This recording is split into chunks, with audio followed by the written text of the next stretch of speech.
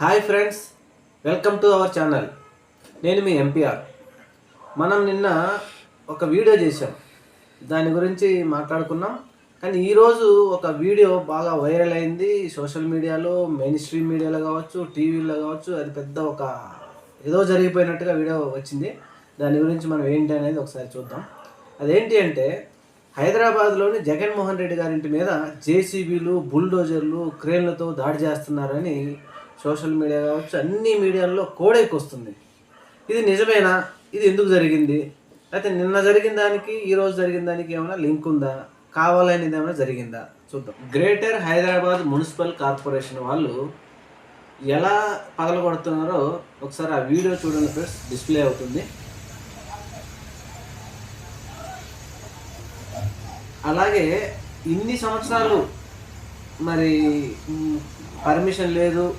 Permission లేకుండా కట్టారు జగన్మోహన్ రెడ్డి అని చెప్పి సెక్యూరిటీ వాళ్ళ దగ్గర రూములు కట్టారు అని చెప్పి వాళ్ళు ఈరోజు అంటే ఆంధ్రప్రదేశ్లో ఎలక్షన్స్ అయిపోయినాయి. కౌంటింగ్ అయిన తర్వాత, కొత్త ప్రభుత్వం ఏర్పడిన రెండో రోజుకే ఇది గుర్తించిందా? లేకపోతే గ్రేటర్ హైదరాబాద్ వాళ్ళు ఇంతకు ముందే మనసులో పెట్టుకొని ఇప్పుడు చేస్తున్నారా?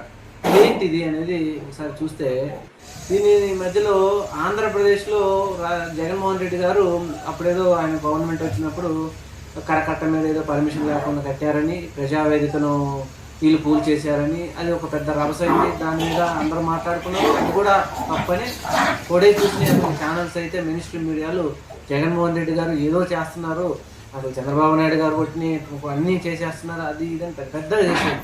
కానీ ఈరోజు హైదరాబాద్లో సరే ఏం జరిగిందో తెలియదు. ఇది జరుగుతుంటే జగన్మోహన్ రెడ్డి మీద దాడి చేస్తున్నారు, ఇది కట్టినారు అని అంటున్నారు. కానీ అది ఎందుకు జరిగింది? ఇన్ని సంవత్సరాల నుంచి ఎటుపోయినారు?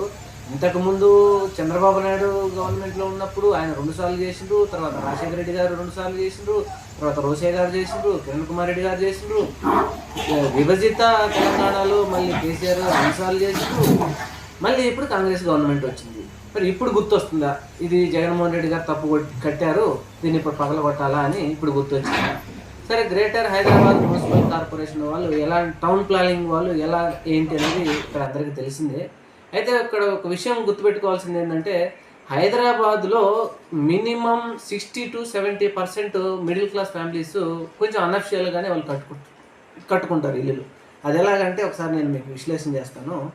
ఒక అతను ఒక 100 అడుగులు ఇల్లు, 100 గదుల ఇల్లు తీసుకుంటే అతను ఏం చేస్తాడంటే, ఈ 100 గదులలో మనం ఒక్కళ్ళు ఉండటం ఎందుకు, అందులో 50 మనం చేసుకుని 50 ఇంకొకరికి రెంట్కి ఇచ్చుకోవచ్చు కదా, ఏదో 1000-2000 మనకి రెంట్కి వస్తుంది కదా అనే ఉద్దేశంతో ఉంటారు. అలాగే హైదరాబాద్లో మెయిన్ అయినటువంటి ఎర్రగడ్డ కావచ్చు, బోరబండ కావచ్చు, మూసపేట కావచ్చు, ఇటు హైటెక్ సిటీ దగ్గర అంజయ్ నగర్ కావచ్చు, ఇలా మస్తు ప్రాంతాలు ఉన్నాయి. అక్కడ అందరూ అన్అఫిషియల్గానే ఉంటారు, అది అందరికీ తెలిసిందే. అయితే ఇలాంటివన్నీ జరుగుతున్నప్పుడు మరి ఎన్ని వదిలేసి, కేసీఆర్ గారికి తెలిసి అన్నీ వదిలేసి ఈరోజు మళ్ళా జగన్మోహన్ రెడ్డి గారు ఇంటిని ఏదో అన్అఫిషియల్గా కట్టారు, ఆ రోడ్లన్నీ పగల కొడుతున్నారు, లేకపోతే బుల్డోజర్లతో కొడుతున్నారని పెద్దగా చెప్పడం ఏంటి? ఇవన్నీ వదిలేసి మెయిన్ స్ట్రీమ్ వాళ్ళే మళ్ళీ ఏం చెప్తున్నారంటే, ఈ పోలీసులు జేసీబీలతో తీసుకుపోయి పగల కొడుతున్నారు, కొట్టేటప్పుడు అన్నీ చూశారు, మా న్యూస్ ఛానల్ అన్నీ వెళ్ళి అక్కడికి వెళ్ళేసరికి మళ్ళీ అక్కడ జేసీబీలు, బుల్డోజర్లన్నీ వదిలేసి పారిపోయారని ప్రముఖ ఛానల్స్ చెప్పినాయి. అందుకు సాక్ష్యం కూడా మీ అందరికీ తెలిసే ఉంటుంది. మరి అలాంటప్పుడు ఏమీ తప్పు లేనప్పుడు మరి ఎందుకు పారిపోవాల్సి వచ్చింది? ఈ జిహెచ్ఎంసీ వాళ్ళు కావచ్చు, పోలీసులు కావచ్చు, ఆ జేసీబీలు, బుల్డోజర్లు అక్కడ వదిలేసి వాళ్ళు ఎందుకు పారిపోవాల్సి వచ్చింది? దానికి సరైన రీజన్ చెప్పాలి.